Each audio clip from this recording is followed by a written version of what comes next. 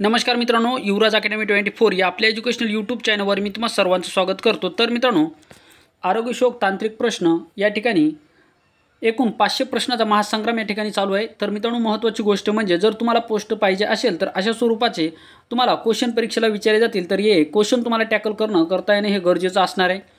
त्यामुळे रोज आपण रात्री 9 PM ला या ठिकाणी लाईव्ह घेत आहोत। हे लाईव्ह तुम्हाला 500+ क्वेश्चनचं या ठिकाणी असणार आहे। जवळपास 1000+ क्वेश्चन जवळजवळ आपण क्वेश्चन या ठिकाणी कव्हर करण्याचा प्रयत्न करणार आहोत। जवळपास आतापर्यंत आपले 10 ते 12 व्हिडिओ झालेले आहेत मित्रांनो।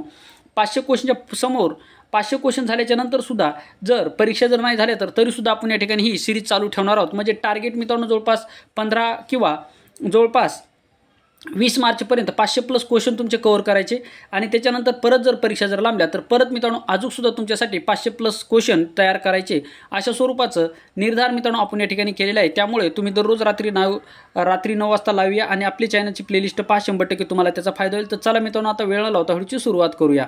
तर पहा मित्रांनो, आपण पहिल्या टॉपिकपासून संपूर्ण या ठिकाणी क्वेश्चन गेलेले आहेत। मागच्या व्हिडिओमध्ये हे क्वेश्चन पाहिलेत। आता ही प्लेलिस्ट जर पाहिली तर तुम्हाला हे संपूर्ण क्वेश्चन तुम्हाला या ठिकाणी मिळणार आहे। ठीक आहे, जर तुम्ही प्लेलिस्ट पाहिली नसेल तर प्लेलिस्ट पाहून घ्या। आजच्या व्हिडिओच्या माध्यमातून आपण महत्त्वाचे क्वेश्चन या ठिकाणी कव्हर करणार आहोत। आजच्या व्हिडिओच्या माध्यमातून आपण पेशी विज्ञान व तंत्रज्ञान या घटकावर आधारित महत्त्वाचे प्रश्न पाहणार आहोत। संपूर्ण प्रश्न हे स्टेट बोर्डामधून घेतलेले आहेत, हे लक्षात ठेवा। 10वीच्या अभ्यासक्रमावर आधारित हे प्रश्न आहेत। पहिला प्रश्न पहा, इन्सुलिन तयार होण्याच्या क्षमतेशी संबंधित विकार म्हणजे काय? आता इन्सुलिन तयार होण्याच्या क्षमतेशी संबंधित विकार कोणता, म्हणजे इन्सुलिनच्या अभावामुळे कोणता आजार होतो, अशा स्वरूपाचा सरळ प्रश्न तुम्हाला या ठिकाणी विचारलेला आहे। परंतु TCS आणि IBPS अशा स्वरूपाचे गोंधळात टाकणारे प्रश्न तुम्हाला विचारतं, त्यामुळे भाषासुद्धा या ठिकाणी थोडीशी लक्षात ठेवा। पहा, आता आपला ऑफलाईन पेपर असता तर सरळ प्रश्न असा असता की इन्सुलिनच्या अभावामुळे खालीलपैकी कोणता आजार होतो, असा सरळ प्रश्न असता। परंतु ऑनलाईन परीक्षेमध्ये असे प्रश्न विचारले जातात की इन्सुलिन तयार होण्याच्या क्षमतेशी संबंधित विकार कोणता, म्हणजे आजार कोणता, अशा स्वरूपाचा प्रश्न तुम्हाला विचारला जाईल। मग असे ऑप्शन दिल्याच्या नंतर आपण थोडंसं गोंधळून जाऊ शकतो, त्यामुळे अशा स्वरूपाची भाषा IBPS या ठिकाणी वापरू शकतं। तर पहा, पहिला ऑप्शन आहे कॅन्सर, 2 नंबरचा ऑप्शन आहे मधुमेह, 3 नंबरचा ऑप्शन आहे विषाणू संक्रमण आणि 4 नंबरचा ऑप्शन आहे डेंग्यू। तर या ठिकाणी जर इन्सुलिनच्या अभावामुळे कोणता आजार होतो, तर इन्सुलिनच्या अभावामुळे आपल्याला मधुमेह म्हणजेच डायबिटीज नावाचा आजार होतो। पहा, इन्सुलिन माणसाच्या पॅनक्रियाच्या ग्रंथीपासून स्रावत असतं। आता इन्सुलिन स्रावणे जर बंद झाल्याच्या नंतर आपल्या जे काही दैनंदिन जीवनामध्ये जी काय आपण अन्न खातो किंवा इतर शुगरचे काही पदार्थ खातो, तर ही शुगर आपल्या रक्तामध्ये मिसळते। या शुगरवर नियंत्रण ठेवण्याचं कार्य पॅनक्रियाज ग्रंथीमधून स्रावणारा इन्सुलिन या ठिकाणी करत असतं। परंतु पॅनक्रियाज म्हणजे स्वादुपिंड ग्रंथीमधून जर इन्सुलिन स्रावणे बंद झालं किंवा कमी जर झालं तर आपल्याला मधुमेह नावाचा आजार होतो आणि मधुमेह या आजारावर कुठल्याही प्रकारे लस उपलब्ध नाही। मधुमेह आणि कॅन्सर या आजारावर आतापर्यंत कुठल्याही प्रकारे लस उपलब्ध नाही। हा सुद्धा प्रश्न खूप वेळेस विचारला आहे की खालीलपैकी कोणत्या 2 आजारावर आतापर्यंत लस उपलब्ध नाही, तर कॅन्सर आणि मधुमेह या 2 आजारावर सध्या कुठल्याही प्रकारे लस उपलब्ध नाही। आता मधुमेह आजार हा जो आजार मित्रांनो याला काय म्हटलं जातं, तर याला शरीराचा अंतर्गत मारेकरी म्हणून सुद्धा या आजाराला ओळखलं जातो, हे सुद्धा लक्षात ठेवायचं आहे। पुढचा प्रश्न पहा, 2 नंबरचा प्रश्न, रिकाम जागा या जनुक उत्पन्न पिकामध्ये बोंडअळी नष्ट करण्याचे गुणधर्म आहेत। तर पहा, कोणती जनुकीय बदल झाल्यामुळे आता पहा जनुकीय उत्पन्न पिकामध्ये बोंडअळी नष्ट करण्याचे गुणधर्म कशामध्ये आहेत, तर पहा बीटा वांगे, त्याच्यानंतर गोल्डन राईस, 2 नंबर बीटा कापूस आणि 4 नंबरचा ऑप्शन आहे मका। तर आय होप मित्रांनो ह्या प्रश्नाचं उत्तर सर्व विद्यार्थ्यांना 100% जमणार आहे। याची खात्री अशी आहे की कारण की बोंडअळी कशावर पडत असते, तर मित्रांनो बोंडअळी आपल्या कापसावर जास्ती पडत असते। त्यामुळे कापसाच्या त्या बोंडअळीचं नियंत्रण करण्यासाठी कोणतं वाण वापरलं जातं, तर बीटा कापूस, म्हणजे ऑप्शन क्रमांक 3 आहे आपल्या प्रश्नाचं उत्तर। आता या प्रश्नाचं उत्तर सर्व विद्यार्थ्यांना येण्याचं कारण की बरेच विद्यार्थी जवळपास 90% विद्यार्थी या ठिकाणी स्पर्धा परीक्षा करणारे हे शेतकऱ्याचे आहेत, त्यामुळे 90% विद्यार्थ्यांना हा प्रश्न 100% जमलेला असेल। हा प्रश्न सोपा होता। त्याच्यानंतर पहा 3 नंबरचा प्रश्न, मरणोत्तर रिकाम जागा या मानवी अवयवाचे दान करता येते। आता माणूस मेल्याच्या नंतर मरणोत्तर म्हणजे काय, माणूस मेल्याच्या नंतर कोणता आपला अवयव आहे की ज्याचं दान करता येतं, अशा स्वरूपाचा हा प्रश्न आहे। तर पहा, पहिला आहे त्वचा, 2 नंबर ऑप्शन आहे हृदय, 3 नंबर आहे फुफ्फुस आणि 4 नंबर आहे हाडे। तर मरणोत्तर या मानवी अवयवाचे दान करता येते, तर हृदय या मानवी अवयवाचे दान करता येते। ऑप्शन क्रमांक 2 आहे आपल्या प्रश्नाचं उत्तर। तर ज्या विद्यार्थ्यांनी ऑप्शन क्रमांक 2 निवडलं ते योग्य आन्सर असणार आहे। तुमचा स्कोअर किती येतो हे कमेंट बॉक्समध्ये मला नक्की सांगायचे। सर्व प्रश्न अतिशय महत्त्वाचे। त्याच्यानंतर पहा, भारत सरकारने NKM16 या कार्यक्रमाद्वारे कशाचे उत्पन्न वाढविण्याकरिता प्रोत्साहन दिलेले आहे। महत्त्वाचा प्रश्न आहे NKM16। हा कार्यक्रम कोणते उत्पन्न वाढविण्यासाठी या ठिकाणी सरकारने राबविलेला आहे? तर पहिले पहा मधुमक्षिका पालन, 2 नंबर गांडूळ खत, 3 नंबर मत्स्य व्यवसाय आणि 4 नंबर आहे रेशीम उद्योग. कोणता आन्सर असेल तुम्हाला कमेंट बॉक्समध्ये नक्की सांगा. चला लवकरात लवकर आन्सर देण्याचा प्रयत्न करा. तर याचं उत्तर पहा मित्रांनो, ज्या विद्यार्थ्यांनी ऑप्शन क्रमांक 3 निवडलं ते योग्य आन्सर असणार आहे.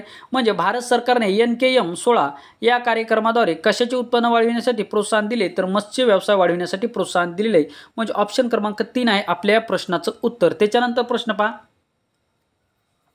गर्भधारणेनंतर 14व्या दिवसापासून पेशीच्या कशाला सुरुवात होते? गर्भधारणेनंतर पहा, लक्षात ठेवा, गर्भधारणेनंतर 14व्या दिवसापासून पेशीच्या कशाला सुरुवात होते? वाढीला, विशेषीकरणाला, विकासाला आणि विभाजनाला. सर्व प्रश्न हे तुम्हाला या ठिकाणी महत्त्वाचे आहेत आणि सर्व प्रश्नाचे जे काही ऑप्शन तुम्हाला दिले सर्व ऑप्शन हे तुम्हाला गोंधळात टाकणारे आहेत. आता हा प्रश्न खूप महत्त्वाचा आहे. पहा, गर्भधारणेनंतर 14व्या दिवसापासून पेशीच्या कशाला सुरुवात होते? वाढीला, विशेषीकरणाला, विकासाला की विभाजनाला. चला लवकरात लवकर आन्सर देण्याचा प्रयत्न करायचा आहे. तर ज्या विद्यार्थ्यांनी ऑप्शन क्रमांक 2 निवडलं ते योग्य आन्सर असणार आहे. म्हणजे गर्भधारणेनंतर 14व्या दिवसापासून पेशीच्या कशाला सुरुवात होते? तर पेशीच्या विशेषीकरणाला सुरुवात होत असते. ऑप्शन क्रमांक 2 आहे आपल्या प्रश्नाचं उत्तर. तर आशा करतो मित्रांनो हा प्रश्न तुम्हाला व्यवस्थितरित्या समजला असेल. त्याच्यानंतर पहा, रिकामजागा ही जैवतंत्रज्ञानातील क्लोनिंग नंतरची क्रांतिकारी घटना होय. जैवतंत्रज्ञानाची क्लोनिंग नंतरची कोणती क्रांतिकारी घटना होय? मानवी वजन प्रकल्प, त्याच्यानंतर पहा DNA शोध, मूलपेशी संवर्धन आणि दिलेले सर्व पर्याय बरोबर. रिकामजागा ही जैवतंत्रज्ञानातील क्लोनिंग नंतरची क्रांतिकारी घटना होय. कोणती क्रांतिकारी घटना आहे? 4 ऑप्शन आहेत, योग्य ऑप्शन तुम्हाला निवडायचं आहे. तर ज्या विद्यार्थ्यांनी ऑप्शन क्रमांक 3 निवडलं ते योग्य आन्सर असणार आहे. म्हणजे मूलपेशी संवर्धन ही जैवतंत्रज्ञानातील क्लोनिंग नंतरची क्रांतिकारी घटना होय. ऑप्शन क्रमांक 3 आहे आपल्या प्रश्नाचं उत्तर. तर आय होप मित्रांनो हा प्रश्नसुद्धा तुम्हाला या ठिकाणी व्यवस्थितरित्या समजला असेल. त्याच्यानंतर 7 नंबरचा प्रश्न पहा, कृत्रिम रोपण व गर्भरोपण या 2 पद्धतीचा वापर प्रामुख्याने कशासाठी केला जातो? पहा, कृत्रिम रोपण व गर्भरोपण या 2 पद्धतीचा वापर कशासाठी केला जातो? पहा, पशुसंवर्धनासाठी, वन्य पशूंसाठी, पाळीव पक्ष्यासाठी आणि स्त्रियांसाठी. पहा, कृत्रिम रोपण व गर्भरोपण या 2 पद्धतीचा वापर प्रामुख्याने कशासाठी केला जातो? चला आन्सर देण्याचा प्रयत्न करायचा आहे. तर याचं उत्तर आहे मित्रांनो ऑप्शन क्रमांक 1 म्हणजे पशुसंवर्धनासाठी. कृत्रिम रोपण व गर्भरोपण या 2 ज्या काही पद्धती या ठिकाणी आहेत तर त्या कशासाठी आहेत? तर त्या पशुसंवर्धनासाठी प्रामुख्याने वापरल्या जातात. कशासाठी? पशुसंवर्धनासाठी वापरल्या जातात. आणि मानवी गुणसूत्राची भारतातील पहिली प्रयोगशाळा कोणत्या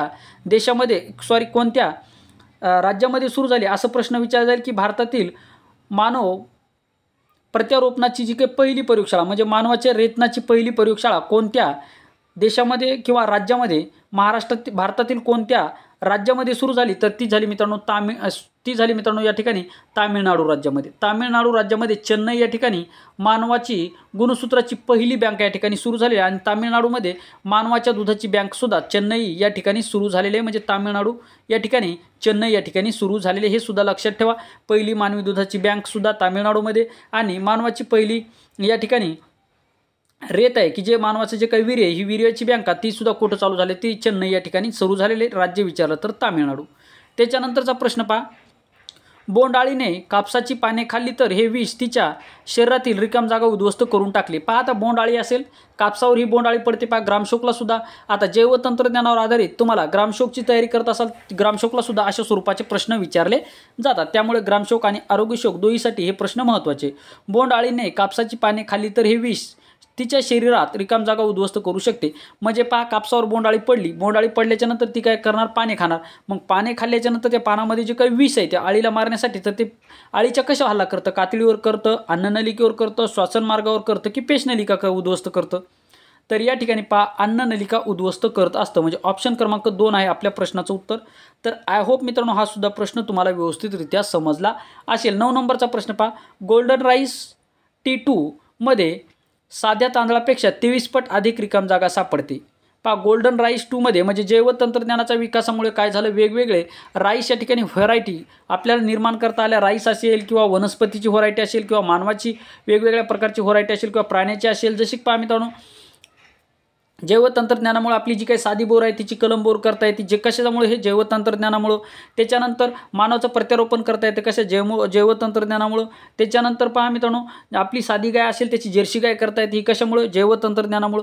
तर त्याचप्रमाणे राईस असेल किंवा इतर पहिली आपली साधी ज्वारी होती, नंतर मालदांडी, ह्या वेगवेगळ्या प्रकारचे जे का कृषी जे काय आपले विद्यालय यामध्ये पहा वेगवेगळ्या स्वरूपाच्या व्हरायटी तयार केल्या जातात, हे जैवतंत्रज्ञानामुळे शक्य झालेले. तर गोल्डन राईस T2 मध्ये साध्या तांदळापेक्षा 23 पट अधिक काय सापडते? तर स्टार्च, प्रथिने, बीटा कॅरोटीन आणि पाणी. तर यापैकी कोणता आन्सर असणार आहे? लवकरात लवकर या ठिकाणी तुम्हाला आन्सर द्यायचा आहे. तर याचा आन्सर आहे मित्रांनो बीटा कॅरोटीन. ऑप्शन क्रमांक 3 आहे आपल्या प्रश्नाचं उत्तर. गोल्डन राईस 2 मध्ये साध्या तांदळापेक्षा 23 पट अधिक बीटा कॅरोटीन सापडतो, म्हणजे ऑप्शन क्रमांक 3 आहे आपल्या प्रश्नाचं उत्तर. पुढचा प्रश्न पहा, 10 नंबरचा प्रश्न, जैविक खताचा वापर करून काय विरघळण्याची क्षमता वाढते? पहा, जैविक खताचा वापर करून काय विरघळण्याची क्षमता वाढते? सल्फेट, स्कायडर, नायट्रेट आणि फॉस्फेट. जैविक खताचा वापर. आता पहा, जास्तीत जास्त जैविक खताचा वापर करण्यासाठी या ठिकाणी हरित लवादाकडून जास्तीत जास्त जैविक खताचा वापर केला जावा, कारण की जे काही रासायनिक खत आपण या ठिकाणी जमिनीमध्ये वापरत आहोत त्यामुळे जमिनीचा पोत आणि जमिनीचा जो काही कस आहे मित्रांनो, हा या ठिकाणी हळूहळू कमी होताना दिसत आहे. आणि कालांतराने शास्त्रज्ञांनी असं सांगितले, कालांतराने जर रासायनिक खताचा वापर सर्वात जास्त जर झाला तर कालांतराने सर्व जमिनी ह्या नापीक होतील, अशा स्वरूपाचा इशारासुद्धा शास्त्रज्ञांनी दिलेला आहे. त्याला खूप काय मोठा कालावधी जाईल, परंतु हे जे काही रासायनिक खत आपण वापरतो साहजिक मित्रांनो आपल्या निसर्गाची ही हानी करणारं आहे आणि जमिनीची सुद्धा हानी करणारं आहे. त्यामुळे या ठिकाणी जास्तीत जास्त जे काही आपलं कंपोस्ट खत, या कंपोस्ट खतावर गव्हर्नमेंटसुद्धा जास्तीत जास्त भर देताना आपल्याला दिसत आहे. तर पहा, जैविक खताचा वापर करून काय विरघळण्याची क्षमता वाढते? तर या ठिकाणी फॉस्फेट विरघळण्याची क्षमता वाढते. ऑप्शन क्रमांक 4 आहे आपल्या प्रश्नाचं उत्तर. आणि या ठिकाणी पहा, जैविक खत म्हणजे रासायनिक खताचा, पहा रासायनिक खताचा वापर जास्तीत जास्त जर केला, पहा रासायनिक खताचा जास्तीत जास्त वापर करणारं राज्य कुठलं? तर ते पंजाब आहे. तर पहा, जैविक खताचा जर आपण वापर जर केला तर फॉस्फेट विरघळण्याची क्षमता या ठिकाणी जमिनीमध्ये निर्माण होते, जमिनीचा पोतसुद्धा या ठिकाणी सुधारतो. त्यामुळे मित्रांनो जैविक खताचा वापर करणं हे गरजेचं आहे. रासायनिक खताचा वापर जर केला तर मित्रांनो कालांतराने आपल्या जमीन या ठिकाणी नष्ट होण्याच्या मार्गावर आहेत. म्हणजे काय नष्ट म्हणजे कशा? की त्याच्यामधून कुठल्याही प्रकारे पीक पिकणार नाही, त्यामुळे म्हणजे त्या नष्टच होणार, म्हणजे पीक नाही पिकता आलं म्हणजे त्या काय डोंगराळ भाग सारख्या होऊन जाणार आहेत, असा शास्त्रज्ञाचा दावा आहे. तर अशा स्वरूपामध्ये मित्रांनो विज्ञान व तंत्रज्ञान या अंतर्गत आपण या ठिकाणी कोणता घटक पाहिलेला आहे? तर हा घटक पाहिला आहे मित्रांनो पेशी व जैवतंत्रज्ञान. पेशी विज्ञान व जैवतंत्रज्ञान यावर आधारित महत्त्वाचे प्रश्न पाहिलेत. आता पेशीवरचे मित्रांनो 2-3 मुद्दे लक्षात ठेवायचे आहे. आता पेशीचा शोध कोणी लावला? तर रॉबर्ट हुक या शास्त्रज्ञाने पेशीचा शोध लावलेला आहे. पेशीतील केंद्रकाचा शोध कोण लावला? तर रॉबर्ट ब्राउन याने पेशीतील केंद्रकाचा शोध लावलेला आहे. आणि या ठिकाणी पेशी विज्ञान जे काही पेशी विज्ञान आहे ती जी काही शाखा आहे किंवा पेशीचा अभ्यास करणाऱ्या शास्त्राला काय म्हणतात? तर त्याला सायटॉलॉजी, पेशीचा अभ्यास करणाऱ्या शास्त्राला सायटॉलॉजी असं म्हटलं जातं. हे सुद्धा लक्षात ठेवायचं आहे. म्हणजे पहा, पेशीचा शोध कोण लावला? तर रॉबर्ट हुक याने पेशीचा शोध लावलेला आहे. त्याच्यानंतर पेशी केंद्रकाचा रॉबर्ट ब्राउन यांनी पेशी केंद्रकाचा शोध लावलेला आहे. त्याच्यानंतर पेशी विज्ञानाला काय म्हणतात किंवा पेशीचा अभ्यास करणाऱ्या शास्त्राला काय म्हणतात? तर सायटॉलॉजी, पेशीचा अभ्यास करणाऱ्या शास्त्राला असं म्हटलं जातं. आणि बरेच पदार्थ वेगवेगळ्या या ठिकाणी पेशीपासून बनलेले. पेशी हा मानवाचा मूलभूत एकक कार्यात्मक घटक म्हणून ओळखला जातो. तर अशा प्रकारे मित्रांनो आपण पेशी विज्ञान व जैवतंत्रज्ञानविषयी महत्त्वाची माहिती पाहिलेली. तर आय होप मित्रांनो हा व्हिडिओ तुम्हाला आवडला असेल. व्हिडिओ आवडल्यास व्हिडिओ लाईक करा, चॅनलवर नवीन असाल चॅनलला सबस्क्राईब करा आणि आपल्या चॅनलची प्लेलिस्ट जर पाहिली तर 100% तुम्हाला त्याचा फायदा होईल. 40% 50% पुरुष तांत्रिक प्रश्न हे तुम्हाला आपल्या चॅनलवर पूर्णपणे कव्हर करून दिले जाणार. तर या ठिकाणी थांबतो मित्रांनो, पुन्हा भेटूया एका नवीन महत्त्वपूर्ण व्हिडिओमध्ये. तोपर्यंत थँक्यू, धन्यवाद.